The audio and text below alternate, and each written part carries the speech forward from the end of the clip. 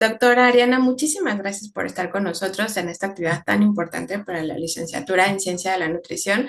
Gracias por haber aceptado nuestra invitación.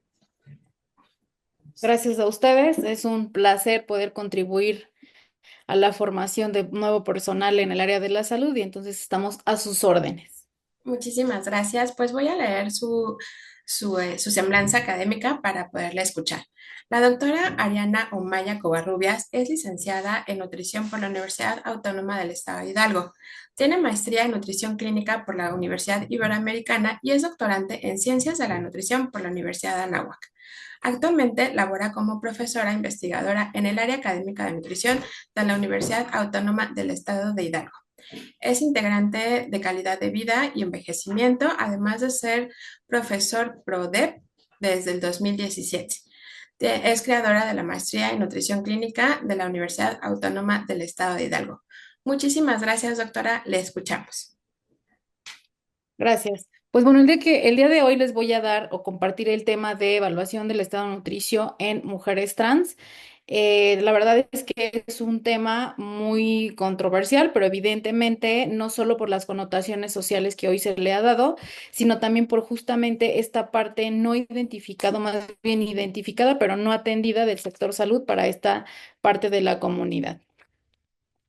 Es importante que nosotros identifiquemos que las personas, y específicamente las trans, van a tener una parte de reafirmación de género o no reafirmación de género. Esto refiere a lo que ya la ponente anterior o que me antecedió comentó justamente referente al tema hormonal que se tiene que suministrar a este tipo de pacientes para poder hacer la reasignación de género o la reafirmación de género.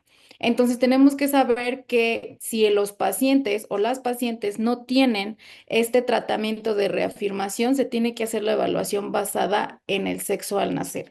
Esto porque fenotípicamente, pero sobre todo generando o a partir de las condiciones metabólicas, siguen siendo con este género asignado o basado al momento de nacer. Y las personas que tienen un tratamiento de reafirmación de género, tendremos que tener diferentes tiempos para poder hacer las valoraciones. Si esta reafirmación de género tiene menos de 6 meses, entonces lo tendremos que evaluar basado en el sexo al nacer. Si tiene más de 6 meses, tendremos que hacer la evaluación nutricional de acuerdo con el sexo actual. Obviamente después de una cirugía gonadal, que es lo que se hace también en esta actividad o en esta parte de reafirmación del género, se tiene que hacer esta cirugía y entonces también la vamos a condicionar o a generar la evaluación del estado nutricio como el nuevo sexo actual o el nuevo sexo asignado. La intervención nutricional va a tener también diferentes estatus en la parte de reasignación o reafirmación del género, específicamente cuando los pacientes por propia voluntad deciden suspender la terapia o bien por una propia prescripción médica. Es importante es saber que cuando es intermitente, es decir, cuando existe un periodo de interrupción, independientemente del tiempo de interrupción que se dé en este proceso, se tienen que hacer ya algunas modificaciones antropométricas bioquímicas y sobre esas se va a hacer el resto de la evaluación. Lo mismo que cuando consideramos que el tratamiento es permanente, es decir, cuando hay ya de más de 3 meses a un año de manera ininterrumpida. Algunos riesgos nutricionales que también son importantes que nosotros identifiquemos y sobre todo porque a veces la evaluación nutricional o evaluación clínico-dietética se hace a partir de valores o de puntos de corte que nosotros esperamos que sean normales. Y desafortunadamente muchos de esos valores bioquímicos específicamente no tienen una connotación por diferencia de edad o diferencia del sexo, pero sí la edad y el sexo nos dan ciertos factores de riesgo predisponentes a ciertas condiciones que en muchas de las personas o de las mujeres trans van a aparecer antes de la edad esperada por el simple hecho de haber hecho esta modificación o este consumo de hormonas. Varios de ellos son alteración en la presión sanguínea. La gran mayoría incrementa su presión sanguínea independientemente de la edad, lo que esperaríamos en una persona que no tiene consumo de hormonas que aparezca después de los 40 años o cuando ya hay una característica específica de obesidad en un largo tiempo. disminución en niveles de creatina y también de hipertrigliceridemia, insisto, consecuencia de esta terapia hormonal, aumento en el riesgo de trombosis venosa crónica, mayor riesgo a diabetes tipo 2, cefaleas constantes por la cantidad de estrógenos que se están dando en un corto tiempo, aumento de peso, sobre todo hay una disminución de masa grasa y aumento de masa magra, perdón, y un aumento de masa grasa. Esto nosotros sabemos que fenotípicamente la composición corporal de hombres y mujeres es distinta. Al nosotros tener esta carga hormonal, se invierte y entonces ahora, de acuerdo a la reafirmación o reasignación del género, tendremos una composición corporal más hacia el fenotipo de mujer. Dosis elevadas, acumulación de grasa en zona abdominal, fibrosis en senos y ovarios y cáncer de mama y próstata. Muchas veces decimos que por qué es importante seguir revisando la próstata, pues porque los pacientes o las pacientes, independientemente de la asignación de género que ahora tengan, tienen una asignación fisiológica con la que nacieron. Y muy a lo que creemos de que pues si la próstata ya no se usa, no pues, va a tener ningún riesgo, es justamente la calidad y la cantidad de hormonas que se suministran lo que incrementan este riesgo de cáncer de próstata. Entonces, además de tener el objetivo de únicamente de valoración de los pacientes o de las pacientes que están siendo atendidas, bajo, sobre todo, insisto, el tema de reasignación de género, tenemos que identificar los riesgos de tratamiento hormonal para, si no poder prevenirlos, sí evitar que esos sigan empeorando en su condición esperada. Uno es el control del efecto hormonal, que ya mencionamos específicamente cuáles son, control en la composición corporal, que evidentemente ya no va a ser tan fácil, por mencionar una manera de hacer el control, pero sí de ir fomentando y explicar el porqué de los cambios de la composición corporal, sobre todo porque el físico para los pacientes, independientemente del género, sigue siendo una manera de... de identidad, ¿no? Muchas veces las personas que hacemos o que hacen la reasignación del género, las mujeres trans, dicen o refieren sentirse y verse como una mujer, y esto evidentemente también logra o esta parte de el estereotipo de una mujer con senos grandes, con cintura pequeña y caderas grandes. El control de enfermedades cardiovasculares y el reducir el riesgo de cáncer de que ya mencionamos, mama y próstata, que son los más prevalentes en estas condiciones del consumo de hormonas para reasignación de género. Entonces es por eso que tenemos que hacerlo o tener cuidado justamente con estos estrógenos, ¿no? Hemos identificado la literatura que los lignanos específicamente tienen una actividad estrogénica, como las semillas de calabaza, el ajonjolí de trigo, el centeno, cebada y algunas leguminosas. Son dietas ricas o tendríamos que tener una dieta rica en fibra soluble. Fitoestrógenos no van a reemplazar la terapia hormonal, pero van a ayudar a coadyuvar la utilización de estas hormonas, como es el consumo de cebolla, ajo, yema de huevo, cítricos, verduras de hoja verde oscura, brócoli, coliflor y coles, así como fuentes alimentarias orgánicas libres de hormonas agregadas. Evitar la cafeína, sobre todo por el tema de las cefaleas constantes. ¿Y por qué las fuentes alimentarias orgánicas, es decir, libres de hormonas agregadas? Porque ya ellos tienen una buena cantidad de hormonas agregadas en sus tratamientos de reasignación.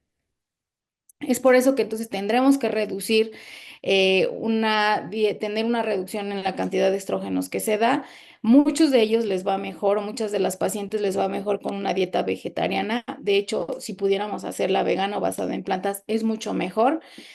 Baja en grasas saturadas, reducción de azúcares simples, control de niveles, y ya que este nos va a ayudar también a controlar los niveles de estrógenos, el control de volumen de los senos, aumenta bajo grasas saturadas y alimentos ricos en fibra, y eso evidentemente también nos va a hacer la disminución en el riesgo de cáncer.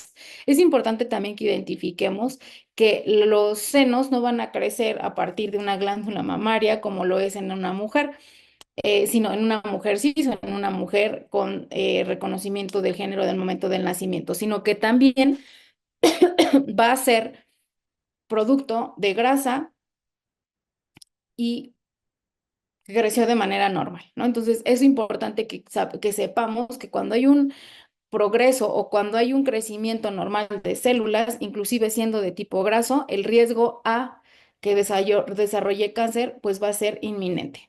Fruta de baja carga glucémica, sobre todo aquellos que son ricos en fibra dietética, los pescados azules y oleaginosas para controlar también este tema de los estrógenos.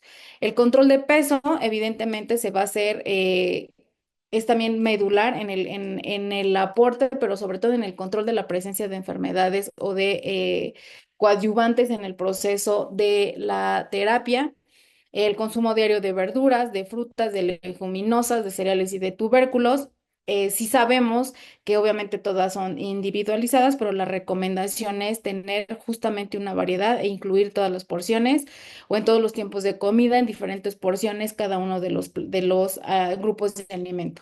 El consumo semanal va a ser muy bajo, de 3 a 4, incluso literatura dice que con que se consuma una vez a la semana será suficiente. De 2 a 3 de carnes de rojas, específicamente de puerco, 5 a 7 veces de pollo y aves, y de 3 a 4 pescados y mariscos, y todos los días consumir huevo, sobre todo por lo que dijimos en la gran cantidad de estrógenos que tiene. Obviamente disminuir en todas las medidas las recomendaciones de alimentos industrializados por su alto contenido de sodio, azúcares y grasas. Es importante también que reconozcamos que no es exclusivo de la comunidad o de las personas trans, pero sí también en ellos tiene un valor o una doble carga, justamente por las características hormonales metabólicas que ya tienen implícitas, perdón, en la terapia hormonal, ¿no? La ingesta insuficiente de agua natural, que en la gran población no lo hace, tenemos que mejorarla en la población que está teniendo una reasignación de género, evitar el consumo de bebidas azucaradas, evitar el consumo de alcohol, practicar regularmente actividad física, y todo esto lo vamos a llevar a recomendaciones para población adulta en general, ¿no? Reitero lo que dije en un inicio, las recomendaciones hoy en día se basan a partir de la característica de la población adulta, sea hombre o sea mujer, y no tenemos todavía una connotación o una variabilidad específica en la población, ni las mujeres trans, ni los hombres trans, ni absolutamente nada que refiera a la comunidad LGBT. Entonces, hoy nuestro trabajo solo es irnos adecuando o ir formándonos a partir de esas recomendaciones, donde sabemos entonces que la práctica de actividad física es de 150 a 300 minutos aeróbica de intensidad moderada, de 75 a 150 minutos de intensidad vigorosa, o actividades de fortalecimiento muscular con la intensidad moderada vigorosa 2 veces a la semana, limitar los tiempos de sedentarismo. Hoy también la literatura nos habla de la importancia que tiene mantener la masa muscular independientemente del género. Sin embargo, ¿por qué tenemos que cuidar que esa masa muscular prevalezca o esa masa magra prevalezca en las mujeres trans? Porque ellas, al consumir la terapia hormonal, la propia consecuencia, como lo vimos en un inicio, van a tener una modificación en este reacomodo de su composición corporal, tendiendo ahora a tener una mayor cantidad de masa grasa. Y si eso lo sumamos a todos los otros factores que ya vimos, más el no hacer actividad física y el ir perdiendo incluso creatinina, entonces eso va teniendo un riesgo importante para la edad adulta mayor o para ser cuando ya llegue a la tercera edad. En cuanto a la salud cardiovascular, es importante que se disminuya la ingesta de lípidos. Obviamente tendrán que ser no menos del 10%, no más del 10% de grasas saturadas, el colesterol al día, que nos rebase los 300 miligramos. E insisto, estas son recomendaciones para personas adultas. Tenemos que tener la regulación de LDL y HDL con menor adhesión a monocitos, AGP1 con omega 6 y hipocolesterolémico, antioxidante, riesgo de arteriosclerosis por las condiciones que ya mencionamos en un inicio de los riesgos que tiene la terapia hormonal, y también el omega 3 con la prevención de aterosclerosis, justamente con su efecto antiinflamatorio. La salud cardiovascular, evitar carbohidratos simples, ¿no? Mejorar siempre o elegir aquellos que tengan una menor carga de índice glucémico para tener un control en él. Las proteínas magras, ya que ellos van a ser los que tienen una mejor aporte de omegas, lo refería en un inicio. Tener el consumo más de pollo y de pescados, que son esos o que son las fuentes que tienen justamente estos nutrientes: sardinas, salmonete, atún, salmón, trucha. Zinc va a mejorar la calidad de sueño, chocolate amargo, huevo, arroz integral. Muchos de estos alimentos tienen dobles efectos, ¿no? Tanto en mejorar la condición general, por así decirlo, de salud, pero también en que los riesgos y sobre todo las complicaciones propias de la terapia hormonal tengan una menor repercusión, por así decirlo, en el cuerpo que se están suministrando. La fibra dietética, como ya todos sabemos, es muy importante no solo para la salud cardiovascular, sino también para el metabolismo de glucosas y de lípidos, ya que acelera el tránsito intestinal, reduce la absorción del colesterol, absorbe los ácidos biliares, tiene el catabolismo de colesterol saludable e insoluble. Soluble, perdón, e insoluble. Los antioxidantes, aquí es muy importante que siempre tengamos referente que se va a tener que consumir antioxidantes, ya sea de manera natural, es decir, en los alimentos, o se tengan que suplementar con estos como ahora les llaman, nutrientes casi casi que nos salvan la vida, ¿no? ¿Por qué? Porque en ellos, en muchos de los casos, tienen, insisto, un doble efecto, ¿no? Van a ayudar a metabolizar o tener o hacer el catabolismo para las necesidades, para los metabolitos energéticos normales y presentes, pero también para disminuir el estrés que está generando tener una terapia sustitutiva. Es importante que reconozcamos que si bien la terapia llevada con el acompañamiento de un médico es lo más importante, eso no va a eximir o no va a generar o no va a condicionar que las complicaciones propias de la terapia hormonal no ocurran. Más bien, lo que se hace con el acompañamiento tanto del endocrino como del nutriólogo es que estos efectos sean lo menos dañinos en el más largo plazo. Es decir, no quiere decir que nunca voy a tener una enfermedad cardiovascular, no quiere decir que nunca voy a tener una cefalea, no quiere decir que nunca voy a tener una disminución de creatinina. No significa que no voy a tener esta dificultad para disminuir la dificultad para la disminución de peso, pero sí que estas complicaciones aparezcan en el mayor tiempo posible. Es decir, que no al mes o a los 2 meses tenga problemas de hipertensión, sino que a lo mejor en 5 años, 10 años, estas aparezcan y que sean secuelas esperadas justamente por este consumo anormal de hormonas. Es importante que también identifiquemos que hay programas de peso saludable en mujeres de la comunidad LGBT, donde hay intervención o donde se realizó una intervención de 4 recomendaciones específicas, ¿no? Haciendo un seguimiento de 12 a 16 semanas, la práctica de actividad física, recomendaciones de alimentación saludable, limitar la ingesta del alcohol y reducir las bebidas azucaradas. Existen investigaciones al respecto donde podemos identificar que algunos de las intervenciones para bajar o para disminuir el peso corporal de estos pacientes, pues se centran justamente en lo que ya mencionamos, ¿no? En este programa que incluye estos 4 puntos y que han sido ya realizados en muchos otros centros, como es en San Francisco, como es en Oakmont, en Columbia, en Nueva York y en Lyon, ¿no? Donde se han referido estos mismos comportamientos. Sin embargo, si ustedes identifican o si podemos observar, las recomendaciones son las mismas, ¿no? Las mismas que hemos utilizado para población adulta de cualquier condición social, de cualquier condición incluso hoy hormonal, porque la diferencia es en cómo ellos vamos a poder manejar la aparición de las complicaciones. Insisto, no la no aparición, sino que éstas sean en el menor tiempo posible.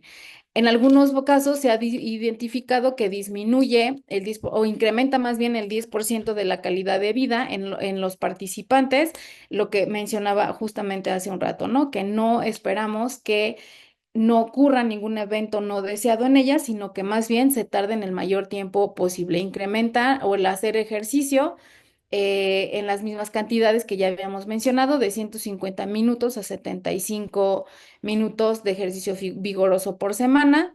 En otros, como lo es el LOLA, que es el Living Out Living Activity, disminuye el 10% del IMC en los grupos que hicieron justamente la actividad, disminuye el IMC en 7% en aquellos grupos que hicieron o que no hicieron la actividad, ¿no? Incrementa el consumo de alcohol, incrementa el consumo de frutas y de verduras, disminuye el consumo de azúcar, de bebidas azucaradas e incrementa el 75% las metas de actividad o las guías para la actividad física.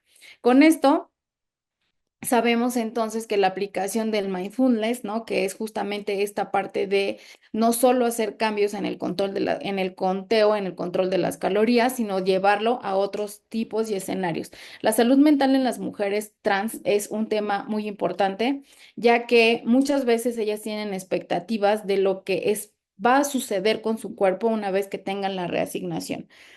Y la sabemos que nada va a ser gratis si ellas no tienen, y no gratis me refiero a que va a ocurrir de un día a otro si no hacemos las intervenciones adecuadas, ¿no? Lo que les decía al inicio, es importante que nosotros identifiquemos que la mujer trans pues sí va a empezar a crecer los senos, pero también va a empezar a subir de peso. Sí va a tener ahora caderas, pero también va a subir de peso, entonces pues no se va a ver evidentemente como las mujeres que salen en la televisión bajo es un estereotipo distinto de lo que es una mujer, y que si lo van a lograr, que evidentemente es posible, pero tendrán que hacer otras cosas como modificar hábitos de alimentación, modificar hábitos de ejercicio, y que muchas veces eso no está conectado a la parte conductual o a la parte psicológica con lo que ellas esperan que van a tener y lo que tienen. Y entonces caemos en un círculo vicioso, ¿no? Porque entonces a ellos ahora se refugian en esta parte de alimentos justamente azucarados, alimentos con alto contenido de sodio, y entonces los procesos o las complicaciones que nosotros esperábamos postergar con este acompañamiento médico nutriológico, pues entonces aparecen más pronto de lo que creíamos. Es por eso que los grupos de seguimiento y de apoyo son importantes, y la educación en nutrición, pues obviamente también es un parteaguas, porque muchos de nosotros y de la comunidad en general, independientemente si son de la comunidad LGBT o no, pues tenemos pobre información sobre educación nutricional o sobre las cualidades que tienen algunos alimentos. El ejercicio evidentemente no solo va a disminuir estas cosas físicas que se ven, como el aumento de peso en específico, sino van a tener mejoras en la condición cardiovascular, la disminución en los niveles de hemoglobina, glucosilada, y va a mejorar también nuestros perfiles lipídicos. Y entonces ahora ustedes van a partir de esta información, es importante que también nosotros identifiquemos en esta parte de la evaluación nutricional y por qué yo inicié con esta actividad o con esta información, porque la evaluación nutricional que nosotros hoy estamos acostumbrados a hacer es con una etiqueta y un estereotipo identificado plenamente como hombre o mujer. No importa si tuvo una reasignación o no de género. Hoy la ADA en esta parte del proceso del cuidado nutricio tampoco tiene una categoría específica para asignar o para darle una connotación distinta a los hábitos de alimentación o a las características. Lo único en lo cual entonces ahora tenemos que tomar en cuenta para nuestra valoración o nuestra evaluación nutricional es la parte antropométrica y la parte bioquímica. ¿Por qué la antropométrica? Y lo dije al inicio, porque únicamente vamos a tomar los puntos de corte que correspondan a sexo, como lo pudiera ser las circunferencias de cintura, como lo pudiera ser las circunferencias de brazos, que en muchas de las literaturas ya lo clasifican como hombre o mujer, los porcentajes de grasa, las tablas de porcentaje de grasa, también hombre o mujer. Insisto, solo se tendrá que hacer el diagnóstico, la categorización de acuerdo al tiempo que tiene para la reasignación de género. En donde entonces tendremos que centrar nuestra evaluación nutricional en los factores bioquímicos.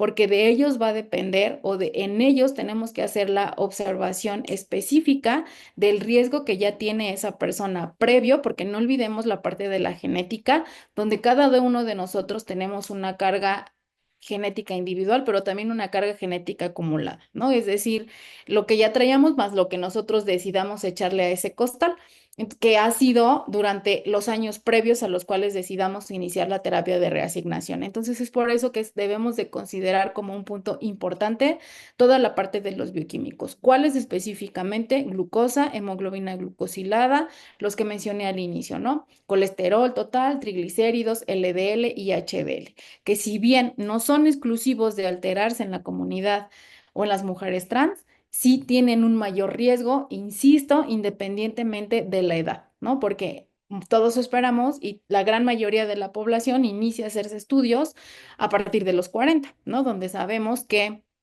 históricamente la literatura dice que empezamos con este proceso natural de envejecimiento marcado, donde todos estos componentes pueden empezarse a atrofiar. Obviamente también consecuencia de todos los hábitos no saludables que hemos tenido a lo largo de los años.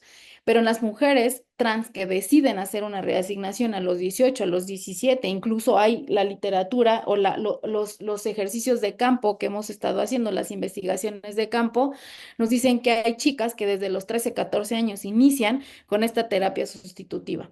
Entonces, eso nos hace que no me voy a esperar a los 40, ¿no? Me voy a esperar o no me voy a esperar. Voy a saber a partir de hoy cuál es el tiempo que tú tienes consumiendo las hormonas y a partir de hoy yo hago ese seguimiento para saber cuáles son las connotaciones de salud que pueden empeorar justamente por esa carga hormonal que se le está dando al cuerpo. Entonces, son en las dos cosas que nosotros hoy tenemos que centrar la evaluación nutricional y es por eso que decidí iniciar con esta parte de lo que puede ocurrir o cuáles son los cambios esperados justamente por esta terapia de sustitución de género en las mujeres trans para a partir de eso tomar la mejor decisión en la evaluación nutricional. Eso sería todo. No sé si tengan alguna duda, algún comentario. Con gusto los respondo.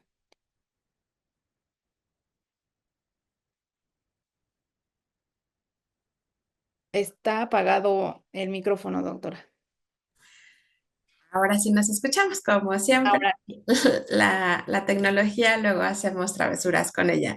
Le decía que muchísimas gracias por su presentación. Ha sido muy enriquecedora y nos da una importante pauta para poder hacer una buena evaluación nutricional en las mujeres trans, que obviamente sabemos que es muy importante visibilizarlas y atenderlas de la mejor manera en el sistema de salud.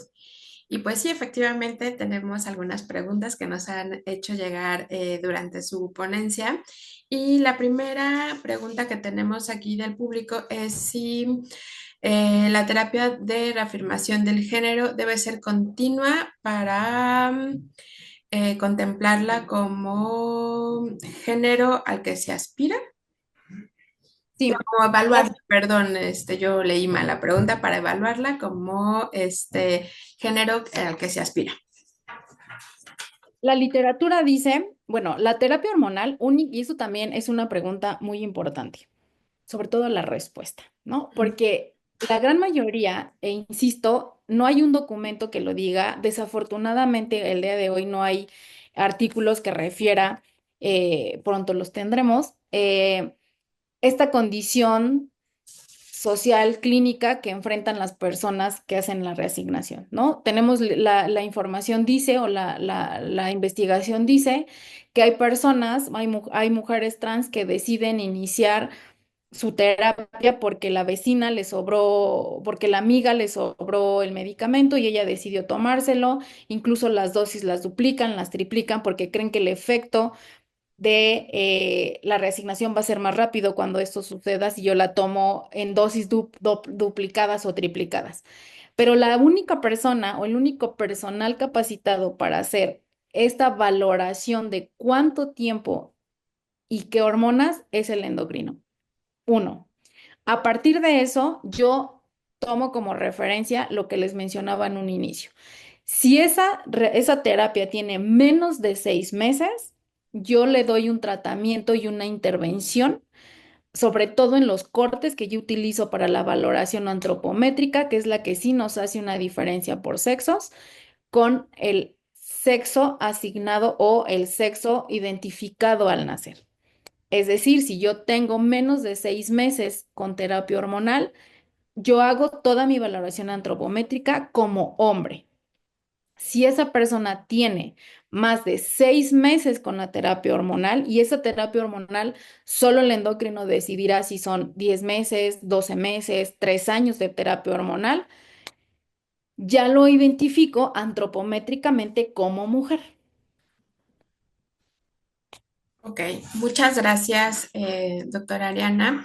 Y bueno, otra de las preguntas que nos están llegando es si puede haber efectos en las mujeres adultas trans en su masa muscular y también en la parte ósea, si tienen el mismo riesgo, aumenta el riesgo, cómo podemos valorar a las adultas mayores trans desde este punto de vista de evaluación del estado de nutrición.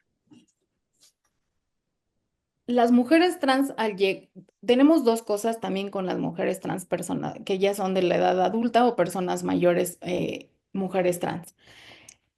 Porque el cambio o la modificación en la composición corporal que todos tenemos por justamente estos propios procesos de llegar al envejecimiento o de la vejez, en ellos o en ellas se hace de manera abrupta, ¿no?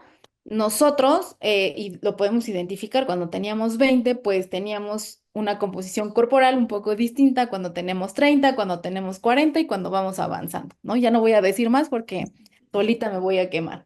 Entonces, ellas tienen estos cambios o este cambio en la composición corporal de manera abrupta, ¿no? Es decir, pierden una masa muscular de manera potencial en 3, 4 meses. Entonces, eso, ¿qué es lo que nos va a hacer en el resto de las estructuras anatómicas de nuestro cuerpo? Pues que entonces si yo llego a la edad adulta sabiendo que el resto de mi cuerpo fisiológicamente tendría que seguir funcionando como mujer, tengo un mayor riesgo porque a nosotras las mujeres nos protegieron nuestros estrógenos desde que nacimos, a ellas no. Entonces, ellas tienen un proceso metabólico fisiológico distinto y por eso ellas muchas cosas que a nosotras mujeres de nacimiento nos protegían, a ellas no y les juega en contra. Es por eso que en ellas tenemos que buscar sí o sí la parte de preservar o de generar, hacer ejercicio para generar masa muscular, ¿no? Hoy en día sabemos la importancia que tiene, que era otra de las cosas que no considerábamos cuando una persona era mayor, ¿no? Dar la suplementación de proteína y demás, porque vemos, no, pues ya no lo va a necesitar. Al contrario, necesitamos que haya una suficiente masa muscular para que haya un control o para que haya sobre todo un fortalecimiento y haya quien sostenga esos huesos, ¿no? Y no suframos la fragilidad normal que tiene la persona mayor. Pero si esto le sumamos todos esos efectos que ellos tienen en corto tiempo, pues evidentemente la condición clínica se potencia cuando llegan a la edad adulta. Hoy la referencia también indica que las personas o las mujeres trans en específico no llegan a tener una larga sobrevivencia, ¿no? Es decir, muy pocas llegan a la edad adulta, ¿no? O sea, nosotros tuvimos en un proyecto que realizamos 3 personas mayores, mujeres trans, porque la calidad de vida, justamente por todos estos procesos que ya expliqué antes, les permite o les impide más bien no llegar a la edad adulta. Ok, entonces muchísimas gracias por esta respuesta. Entonces entiendo que pues la, digamos que, ahorita se me fue la palabra, no solo la calidad de vida, sino el tiempo de supervivencia, por así decirlo, de las mujeres trans es menor, tienen una mortalidad temprana, podríamos decir, mueren jóvenes. Así es, y sobre todo también porque perdemos de vista muchas cosas, ¿no? Esta parte del cáncer de próstata Ujú. es algo poco visible y muchas creen que ya soy mujer, ya no tengo por qué irme a hacer mi revisión de cáncer de próstata. Ok. Eso es Pero Perdón. Tenemos que, lo que les decía también, el factor psicológico es importante, ¿no?